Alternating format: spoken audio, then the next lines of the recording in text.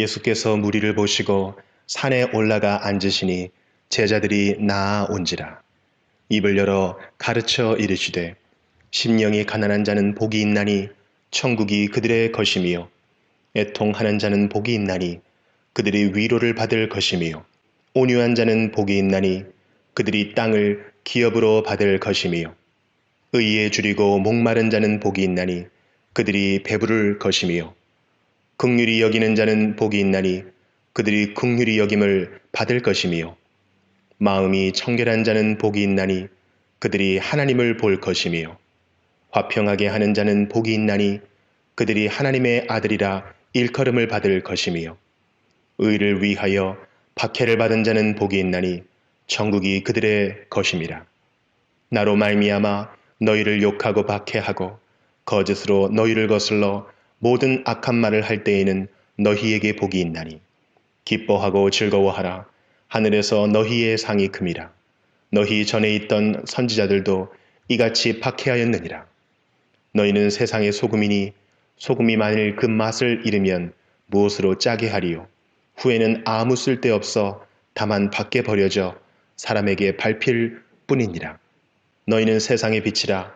산 위에 있는 동네가 숨겨지지 못할 것이요. 사람이 등불을 켜서 말 아래에 두지 아니하고 등경 위에 두나니 이러므로 집안 모든 사람에게 비치느니라. 이같이 너희 빛이 사람 앞에 비치게 하여 그들로 너희 착한 행실을 보고 하늘에 계신 너희 아버지께 영광을 돌리게 하라.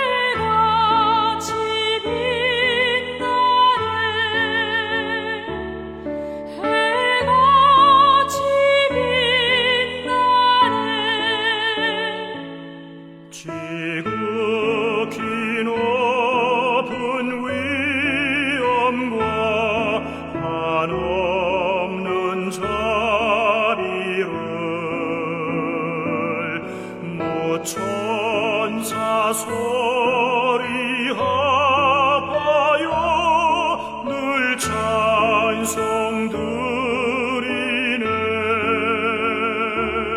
늘 찬송 드리네 영축을 나를 살리려 그 영광 떠나서 그 부끄러운 십자가 날 위해 지셨네 날 위해 지셨네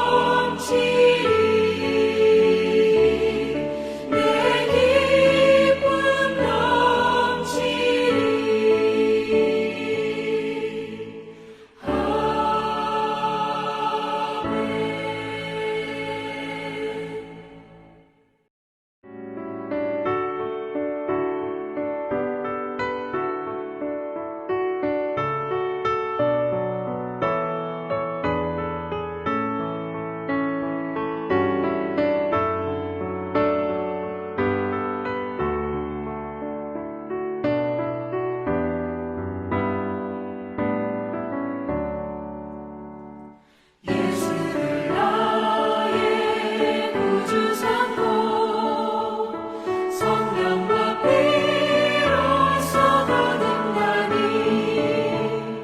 이 세상에서 내 영혼이 하늘의 영광 누리도다. 이것이 나의 간증이요 이것이 나의 찬송이요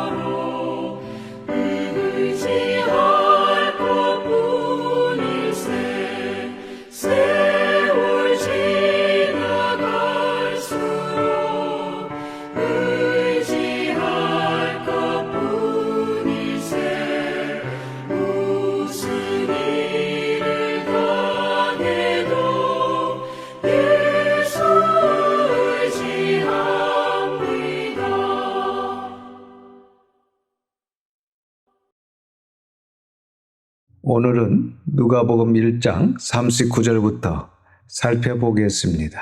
지난 시간에 우리는 경건한 아버지 사가랴와 어머니 엘리사벳을 통해 하나님의 사람이 준비되는 것과 처녀 마리아가 가브리엘 전사가 일러준 하나님의 말씀 앞에 주의 여종이 오니 말씀대로 내게 이루어지이다 라고 절대적 순종과 절대적 믿음의 고백을 하는 장면까지 살펴보았습니다. 오늘은 그 말씀을 이어서 보도록 하겠습니다. 39절부터 45절이 한 단락으로 마리아가 엘리사벳을 방문하는 이야기가 나옵니다. 지난 시간에 살펴봤듯이 마리아가 전사를 통해 진적 엘리사벳이 임신한 지 6개월이 되었다라는 이야기를 듣고 북쪽 갈릴리 나사렛에서 남쪽 유대 땅까지 그 먼 길을 엘리사벳을 만나러 갑니다. 39절입니다. 같이 읽겠습니다. 이때 마리아가 일어나 빨리 산골로 가서 유대 한 동네에 이르러 신학자들은 이 유대 한 동네를 헤브론으로 추정합니다. 그렇다면 저 북쪽 갈릴리 나사렛에서 남유다 헤브론까지 약 150km인데 마리아가 엘리사벳을 만나러 이 먼 거리를 갔다는 것입니다. 40절에서 42절입니다. 사가랴의 집에 들어가 엘리사벳에게 문안하니 엘리사벳이 마리아가 문안함을 들으매 아이가 복중에서 뛰노는지라. 엘리사벳이 성령의 충만함을 받아 큰 소리로 불러 이르되 여자 중에 네가 복이 있으며 내 태중에 아이도 복이 있도다.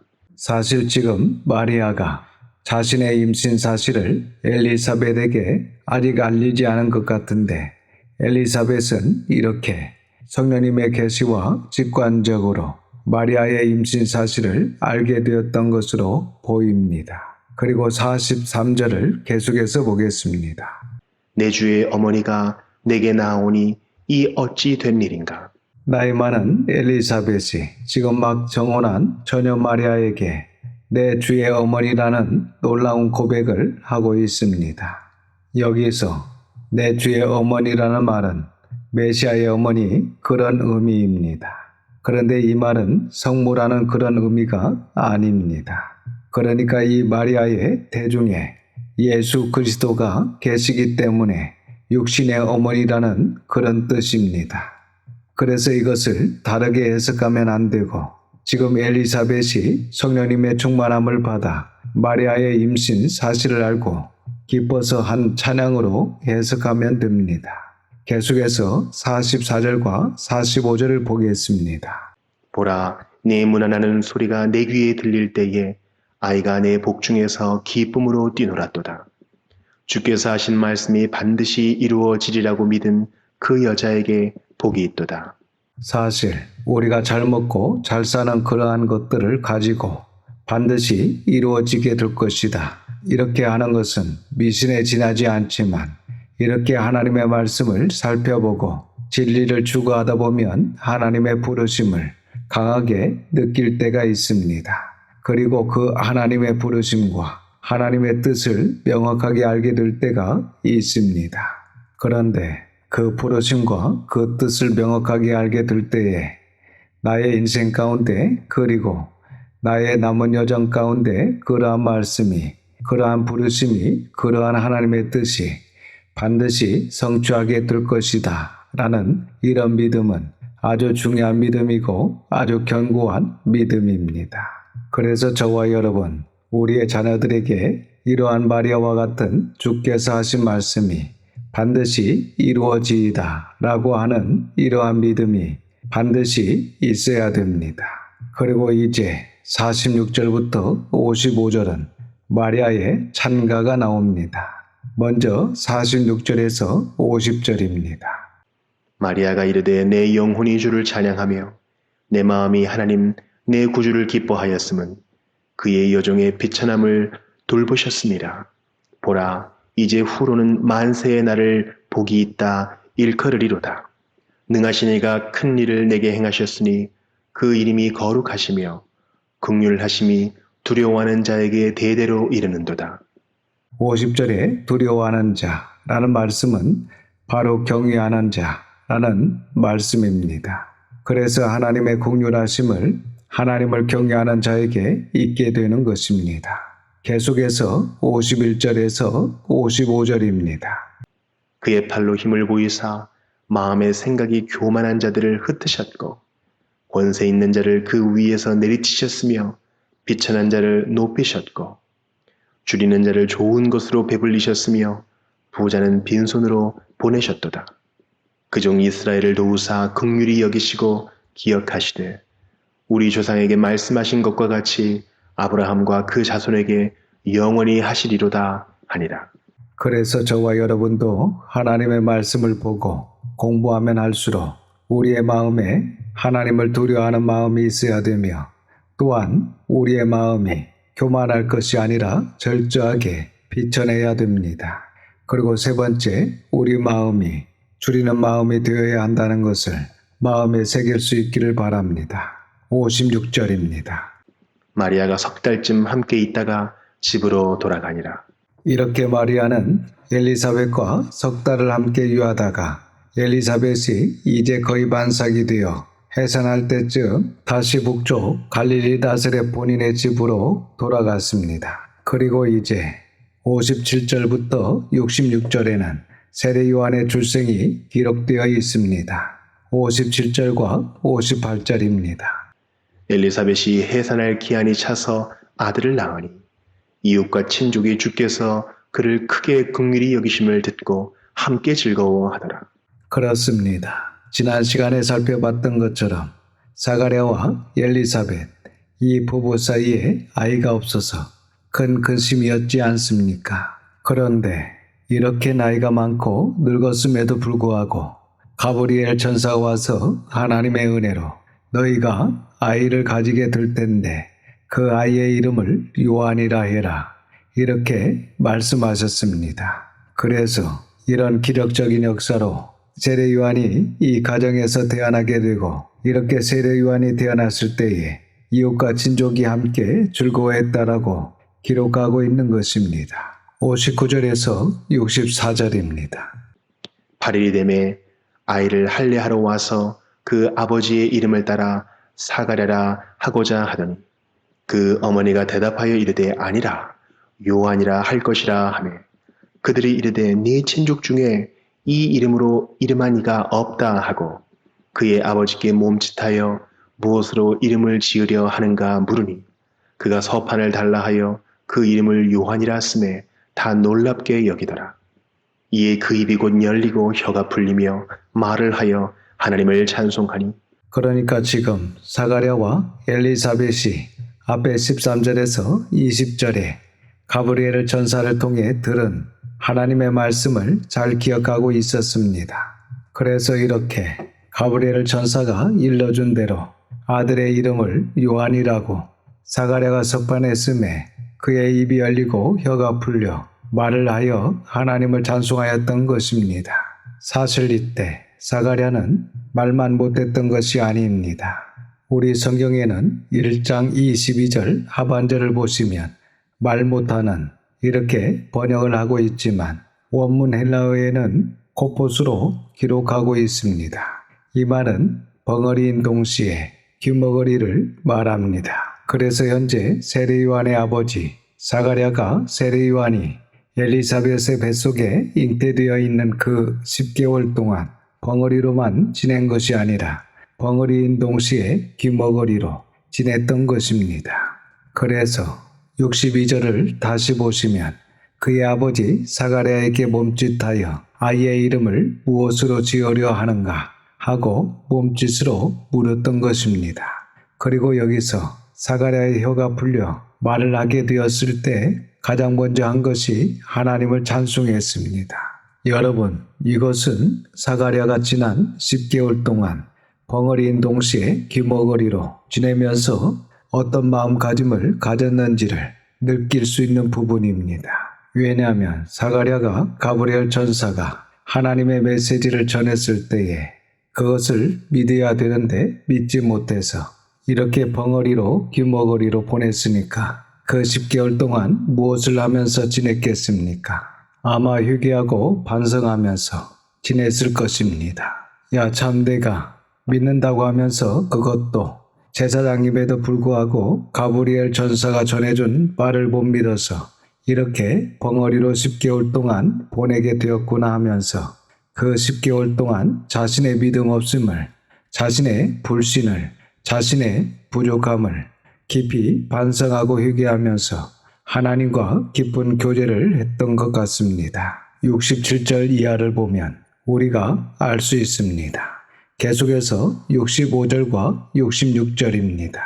그 근처에 사는 자가 다 두려워하고 이 모든 말이 온 유대 산골에 두루 퍼지매 듣는 사람이 다 이 말을 마음에 두며 이르되 이 아이가 장차 어찌 될까 하니 이는 주의 손이 그와 함께 하심이러라. 그래서 이 세례 요한은 갑자기 혜성같이 하늘에서 뚝 떨어진 인물이 아니라는 것입니다. 경건한 가문, 특별히 당시 경건한 제사장 가문에서 못대로부터 나실린으로 철저하게 준비된 인물이었다는 것을 알 수 있습니다. 그리고 하나님의 간절하신 부르심이 있었고 그 하나님의 간절한 부르심 앞에 부모들이 인격적으로 순종하고 선택을 해준 것입니다. 그리고 세례 요한 역시 자라다가 하나님이 부르시고 우리 부모들이 순종하였다 할지라도 내 인생은 내 인생이야 하면서 거부해버리면 끝나는 것입니다. 그런데 세례 요한 역시 인격적인 선택과 순종을 했다는 것입니다. 그래서 하나님의 기대와 사람의 순종으로 이러한 아름다운 결과가 일어나게 되는 것입니다. 우리가 3장에서 살펴볼 텐데 세례 요한이 30세가 되어서 요단 강가에서 사역을 시작하게 됩니다. 그 세례 요한이 외쳤던 설교의 핵심은 회개하라, 천국이 가까이 왔나이다. 이렇게 사자후를 토하면서 세례를 베풀기 시작합니다. 그리고 그때에 상당수의 사람들이 세례 요한에게 모여들기 시작합니다. 그런데 그때에 다른 사람들이 세례 요한에 대해서 상당히 궁금해 했을 것입니다. 왜냐하면 유대인들의 특성이 정통성을 아주 중요하게 생각합니다. 그래서 아마 세례 요한이 요단 강가에서 회개하라, 천국이 가까이 왔나이라 하면서 세례를 베풀었을 때에 수많은 사람들이 저 세례 요한은 배경이 뭐냐, 저 세례 요한은 출신이 뭐냐 하면서 이렇게 궁금해했을 것이고 본문에 나와 있는 것처럼 그가 어렸을 때 어느 정도 헤브론을 중심으로 해서 유대 사회에 소문이 이미 나 있었고 그래서 옆에 있던 상당수의 사람들이 저 세례 요한을 모르느냐, 태어날 때부터 저 사람은 범상치 않았다, 어릴 때부터 그러한 일이 있었고 그렇게 되어서 사가랴 제사장 아들로서 이렇게 구별되어서 자라난 그러한 사람인데 그가 30세가 되어서 저렇게 요단강가에서 회개를 일치고 있고 사람들에게 세례를 베풀고 있다 하면서 갑자기 등장하는 인물이 아니라는 것입니다. 그래서 세례 요한이 전반적으로 이렇게 잘 준비되어 있었기 때문에 예수님께서 오실 길을 예비할 수 있었다는 것입니다. 그리고 앞에서 잠시 언급했던 것처럼 67절부터 79절은 세례 요한의 아버지 사가랴의 예언, 사가랴의 장가가 나옵니다. 먼저 67절에서 73절입니다. 그 부친 사가랴가 성령의 충만함을 받아 예언하여 이르되 찬송하리로다 주 이스라엘의 하나님이여 그 백성을 돌보사 속량하시며 우리를 위하여 구원의 뿔을 그 종 다윗의 집에 일으키셨으니 이것은 주께서 예로부터 거룩한 선지자의 입으로 말씀하신 바와 같이 우리 원수에게서와 우리를 미워하는 모든 자의 손에서 구원하시는 일이라. 우리 조상을 긍휼히 여기시며 그 거룩한 언약을 기억하셨으니 곧 우리 조상 아브라함에게 하신 맹세라. 72절의 거룩한 언약은 73절에서 가르쳐주고 있습니다. 곧 아브라함에게 하신 맹세라고 말씀하고 있습니다. 그것은 바로 창세기 22장 16절에서 18절입니다. 함께 보시겠습니다. 이르시되 여호와께서 이르시기를 내가 나를 가리켜 맹세하노니 내가 이같이 행하여 내 아들 내 독자도 아끼지 아니하였은즉 내가 내게 큰 복을 주고 내 씨가 크게 번성하여 하늘의 별과 같고 바닷가의 모래와 같게 하리니 내 씨가 그 대적의 성문을 차지하리라. 또 내 씨로 말미암아 천하 만민이 복을 받으리니 이는 내가 나의 말을 준행하였음이니라 하셨다 하니라. 그러니까 지금 사가랴 제사장이 하나님께서 이러한 언약을 아브라함에게 하셨는데 그 언약의 말씀을 기억하고 하나님께 기도하고 있는 것입니다. 그리고 계속해서 74절에서 76절을 보겠습니다. 우리가 원수의 손에서 건지심을 받고 종신토록 주의 앞에서 성결과 의로 두려움이 없이 섬기게 하리라 하셨도다. 이하이여 네가 지극히 높으신 이의 선지자라 일컬음을 받고 주 앞에 앞서가서 그 길을 준비하여 76절에 이 아이는 지금 태어난 세례 요한을 두고 말하는 것입니다. 그리고 앞에 67절에서 말씀하신 것처럼 사가랴가 성령 충만함을 입어 뭔가를 느끼고 보고 있는 것입니다. 그래서 자신의 아들로 태어난 세례 요한이 하나님의 선지자라는 것입니다. 그리고 계속해서 보시면 주 앞에 앞서가서 그 길을 준비한다는 것은 예수님 앞에 앞서가서 예수님의 길을 준비하게 될 것이다. 이렇게 놀라운 예언을 합니다. 그리고 77절입니다. 주의 백성에게 그 주의 사함으로 말미암는 구원을 알게 하리니 정말 엄청난 예언을 하고 있는 것입니다. 그러니까 이 세례 요한이 예수님이 오실 길을 준비하게 될 것이고 결국은 그 예수 그리스도께서 오셔서 죄사함으로 말미암는 구원을 알게 할 것이다. 사실 우리는 이것이 상식이고 다 아는 이야기이지만 당시 사람들에게는 놀라운 이야기입니다. 계속해서 78절과 79절을 보겠습니다. 이는 우리 하나님의 긍휼로 인함이라. 이로써 돋는 해가 위로부터 우리에게 임하여 어둠과 죽음의 그늘에 앉은 자에게 비치고 우리 발을 평강의 길로 인도하시리로다 하리라. 그렇습니다. 이는 우리 하나님의 긍휼로 인함이라. 여러분, 우리 인간이 무엇을 해서 아니면 인간의 공로로 이루어진 것이 아닙니다. 이 죄사함의 구속의 역사, 십자가의 은혜는 전적인 하나님의 은혜이고 하나님의 긍휼입니다. 그리고 78절 하반절부터 다시 보시면 돋는 해가 위로부터 우리에게 임하여 어둠과 죽음의 그늘에 앉는 자에게 비치고 우리 발을 평강의 길로 인도하시리로다. 아멘. 이렇게 우리에게 하나님의 밝은 빛이 비춘 줄로 믿습니다. 이것을 믿어야 됩니다. 이렇게 67절에서 79절까지 세례 요한의 아버지 사가랴가 성령님의 충만함을 입어 엄청난 예언과 장가를 하였습니다. 그리고 마지막으로 80절입니다. 아이가 자라며 심령이 강하여지며 이스라엘에게 나타나는 날까지 비인들에 있습니다. 그렇습니다. 세례 요한은 육체가 자라며 함께 심령이 강하여졌습니다. 그래서 우리도 우리의 영육이 다 강건해야 합니다. 더구나 우리가 주의 일을 하려면 마음이 강해야 합니다. 그리고 세례 요한은 이스라엘에게 나타나는 날까지, 즉 30세까지 빈들 광야에 있었습니다. 그것은 세례 요한에게 중요한 것 중에 하나가 세속에 물들지 않는 것이었습니다. 그래서 세례 요한은 사역을 시작하기 전까지 빈들에서 지내며 준비한 것으로 보입니다.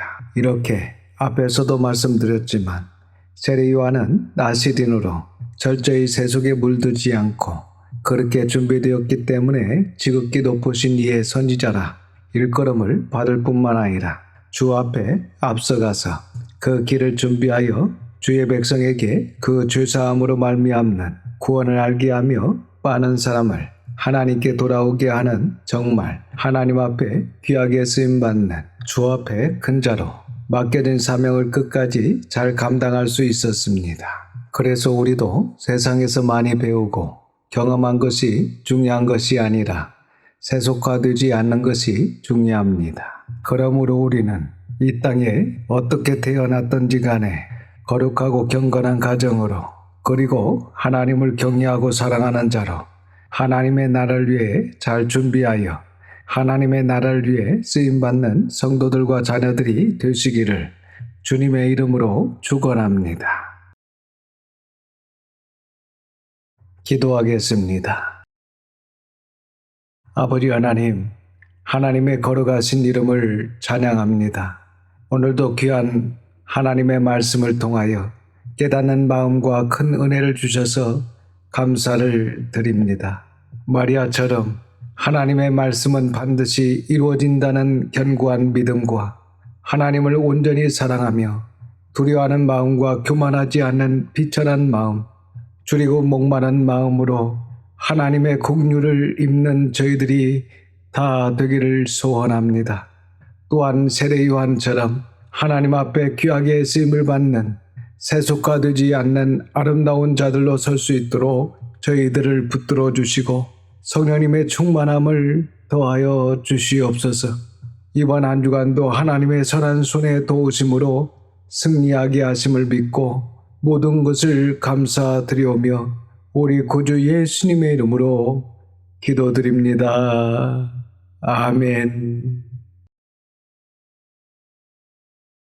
지금은 우리 구주 예수 그리스도의 은혜와 아버지 하나님의 극크신 사랑하심과 성령님의 감화 감동 역사 충만하심이 세례 요한처럼 하나님 앞에 귀하게 쓰임을 받는 세속화되지 않은 아름다운 자들로 서기를 소망하는 모든 성도들과 자녀와 가정이 함께 하시기를 우리 구주 예수님의 이름으로 축원하옵나이다.